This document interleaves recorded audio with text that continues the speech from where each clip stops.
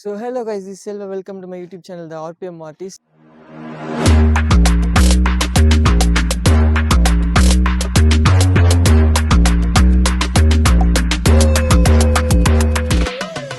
So guys, நம்ம இன்னைக்கு எதை பத்தி பார்க்க போறோம்னா the Gen 3 Duke 250 நம்ம கையில இருக்கு.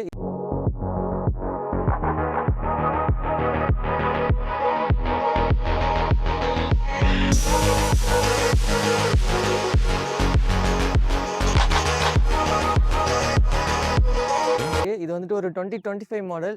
இப்போதான் எடுத்தாங்க, லாஸ்ட் நவம்பரில் தான் எடுத்தாங்க. இந்த பைக் பார்த்தீங்கன்னா என்ன கலர்னா ஃபுல்லி ஒரு பிளாக் ஃபினிஷில் இருக்குது. மற்ற ஆரஞ்சு, சில்வர் இந்த மாதிரிலாம் இருக்குது. ஸோ பிளாக் கொஞ்சம் ப்ரீமியமாகவே இருக்குது.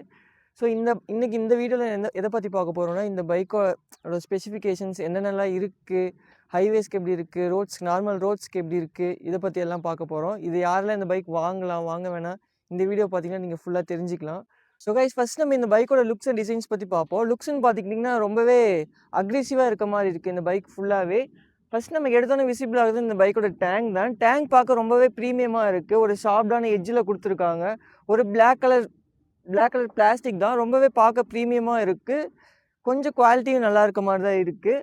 அதுக்கப்புறம் பார்த்தீங்கன்னா ஸ்பிட் ஷீட் கொடுத்துருக்காங்க. இந்த ஷீட்டோட ஹைட்டு கம்பேர்டு Gen 250 இது கொஞ்சம் ஷீட் ஹைட்டு கொஞ்சம் அதிகமாகவே இருக்க மாதிரி இருக்குது. அதுக்கப்புறம் எல்இடி ஹெட்லாம்ப்ஸ் கொடுத்துருக்காங்க ஃப்ரண்ட்டில், பார்க்கவே ரொம்ப அட்ராக்டிவாக இருக்குது. அதுக்கப்புறம் பார்த்தீங்கன்னா ஃப்ரண்ட்டில் USB 4 கொடுத்துருக்காங்க. பேக்கில் மோனோ சஸ்பென்ஷன் கொடுத்துருக்காங்க.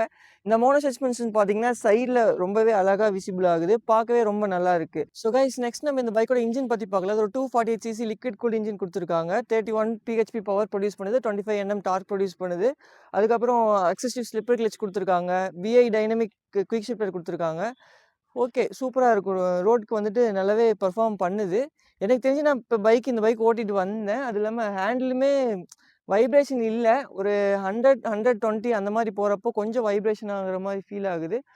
ஆல்மோஸ்ட் வைப்ரேஷனும் இந்த பைக்கில் கண்ட்ரோல் பண்ணியிருக்காங்க. ஸோ கைஸ், நெக்ஸ்ட் நம்ம இந்த பைக்கோட ரைடிங் எக்ஸ்பீரியன்ஸ் எப்படி இருந்துச்சுன்னு பார்ப்போம். ரைடிங் எக்ஸ்பீரியன்ஸ்னு பார்த்தீங்கன்னா இந்த பைக்கில் ஒரு நியூ சாசிஸ் யூஸ் பண்ணியிருக்காங்க. Gen 3யோட நியூ சாசிஸ் யூஸ் பண்ணியிருக்காங்க. ஹேண்ட்லிங்குமே ரொம்ப ஸ்டேபிளாக இருந்துச்சு, எந்த ஒரு வாபிளுமே எனக்கு தெரிஞ்சு ஃபீல் ஆகலை. அதுக்கப்புறம் இந்த பைக்கோட ஃபியூச்சர்ஸ்னு பார்த்தீங்கன்னா TFT டிஸ்பிளே கொடுத்துருக்காங்க. அந்த ரெடி டு ரேஸ்ன்னு வரதெல்லாம் ரொம்பவே அட்ராக்டிவாக இருக்குது.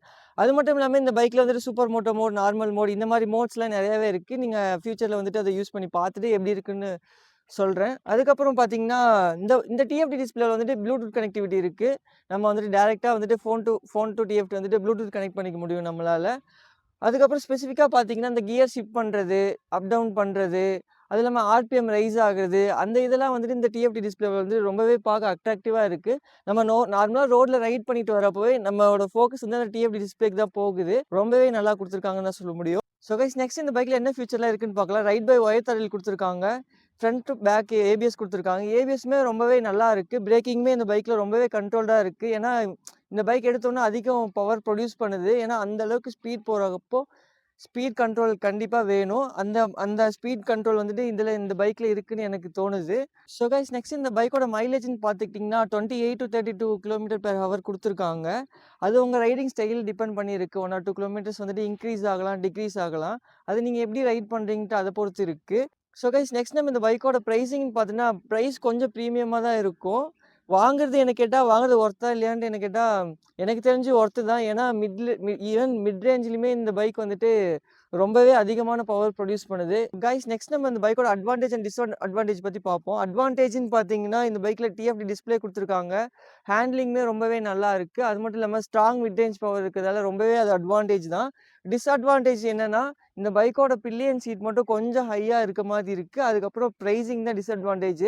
வேறு எந்த ஒரு டிஸ்அட்வான்டேஜும் எனக்கு ஃபீல் ஆகலை. ஓட்டுறதுக்குமே ரொம்பவே கம்ஃபர்டபுளாகவும் இருக்குது, ஃபாஸ்ட்டாகவும் இருக்குது, ரொம்பவே அக்ரெசிவாகவும் இருக்குது. ஒரு அட்லீஸ்ட் ஒரு 200cc இருக்குன்னா அதுக்கு மேலே ஏதாவது அப்கிரேட் பண்ணணும் நீங்கள் பைக்குன்னு நினச்சிங்கன்னா தாராளமாக 250 வாங்கலாம். ரா பவர் வந்துட்டு இந்த பைக் வந்துட்டு ப்ரொடியூஸ் பண்ணுது. கம்பேர்ட் டு Gen 3 வந்துட்டு இது வந்துட்டு டிஃப்ரென்ஷியேட் பண்ண முடியாது. Gen 3 250யும் 390யும் சேம் பார்க்க ஒரே மாதிரி தான் இருக்கும். இந்த கிராஃபிக்ஸில் மட்டும்தான் உங்களுக்கு 215 தெரியும், 215 போட்டிருக்கும். மற்றபடி நீங்கள் பைக்கை வச்சு இது நிற்கிறது 250 இல்லை 390 எதுவுமே நீங்கள் டிஃப்ரென்ஷியேட் பண்ண முடியாது. ஸோ கைஸ் இந்த பைக் யாருக்கெல்லாம் செட் ஆகும்னா, காலேஜ் ஸ்டூடெண்ட்ஸ் இல்ல எனக்கு ஒரு ஹை பர்ஃபார்மன்ஸ் பைக் வேணுங்கிறவங்க வந்துட்டு தாராளமா இந்த பைக் வந்துட்டு சோல்ட் அவுட் பண்ணிக்கலாம். இந்த பைக்ல அவ்வளோ பவர்ஸ் ப்ரொடியூஸ் பண்ணுது. ஸோ எனக்கு வந்துட்டு ஒரு பைக் வேணும். அது பவர் கொஞ்சம் அதிகமா இருக்க மாரி எனக்கு வேணும்னு நெனச்சீங்கன்னா, இந்த பைக் நீங்க தாராளமா வாங்கலாம். கொஞ்சம் பிரைஸ் மட்டும் காஸ்ட் அதிகமா இருக்க மாரி இருக்கும். மத்தபடி எந்த ஒரு டிஸ்அட்வான்டேஜும் எனக்கு இதுல தெரிஞ்சு ஃபீல் ஆகல. ஸோ நீங்க கண்ண மூடிட்டு வாங்கலாமா இல்லையான்னு தெரியாது. ஆனா வாங்கலாம். ஸோ கைஸ் லாஸ்ட்டா நம்ம வீடியோட எண்டிங்க்கு வந்துட்டோம். இது என்னோட ஃபர்ஸ்ட் வீடியோ. ஸோ கொஞ்சம் பேசுறது இதெல்லாம் தடுமாற்றமா இருக்கு. இன்னும் இந்த வண்டியில நெறைய ஃபீச்சர்ஸ் இருக்கு. அது என்னால சொல்ல முடியல. எனக்கு ஃபர்ஸ்ட் டைம்னால கொஞ்சம் ஒரு மாரி அன்கம்ஃபர்டபுளா இருக்கு. கேமரா பத்தி பேசினா எல்லாம் மறந்து மறந்து போகுது. ஸோ இந்த வீடியோ நெக்ஸ்ட் வீடியோ இத விட கொஞ்சம் இன்னும் பெட்டரா பண்ணலாம். அதுக்கு என்ன பண்ணணும்னா, நீங்க இந்த வீடியோ லைக் பண்ணணும், ஷேர் பண்ணணும், சப்ஸ்கிரைப் பண்ணுங்க. ஸோ அவ்வளோதான் கைஸ். இந்த பைக்கு வந்துட்டு நெக்ஸ்ட் வீடியோ இன்னும் டீட்டெயிலா வேணும்னா, இன்னும் எக்ஸ்ப்ளைன் பண்றேன். எனக்கு நார்மலா இந்த பைக்க பத்தி நெறையா தெரியும். என்னால இங்க இந்த கேமரா பார்த்துட்டு எக்ஸ்ப்ளைன் பண்ண முடியல. அ இது என்னோட ஃபர்ஸ்ட் வீடியோனால மேபி அப்படி இருக்கலாம். ஃபியூச்சர்ல வந்துச்சுன்னா நான் வந்துட்டு நெக்ஸ்ட் வீடியோ வர வர என்ன நான் அப்டேட் பண்ணிக்கிறேன். ஸோ இந்த பைக் பத்தின ஏதாவது கமெண்ட்ஸ் இருந்தா கமெண்ட்ல பண்ணுங்க. Thank you.